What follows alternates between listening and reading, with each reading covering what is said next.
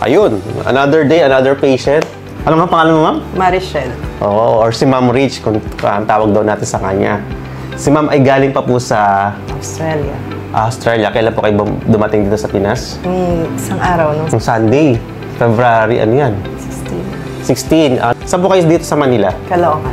Caloocan. So ano po yung iniinda nyo? Ito, itong likod ko, kapag nagbubuhat ng mabigat, yung sakit. Tapos Okay. yung unang, minsan, sa sobrang tayo, yung prolonged standing and walking. Pag umaga, halos minsan, ang sakit, ihakbang.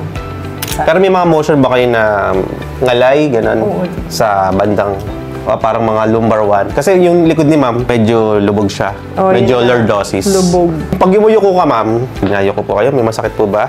Ngayon wala. Pero Wala. dati, yung halos hindi mo maabot to. Okay. Yun. Kamusta yung feeling niya ngayon? Sakit. Wala. Sige, tayo kayo, ma'am. Tayo. Kasi kanina, may sakit si ma'am dito. Pakiramdam niya ngalay. Mas okay siya. Oo, nawala daw. Ang galing! Nakakatuwa naman. Oo. Siguro, baka ano lang siya, compress kasi bubuhat. Kasi pag bubuhat tayo, nako-compress yung spine natin. So, pag na-compress siya, mahipit yung mga nerve natin sa spine. Alright. So, congratulations po. Thank you. Ma'am Rich. Rich na lang, no? Ma'am Rich.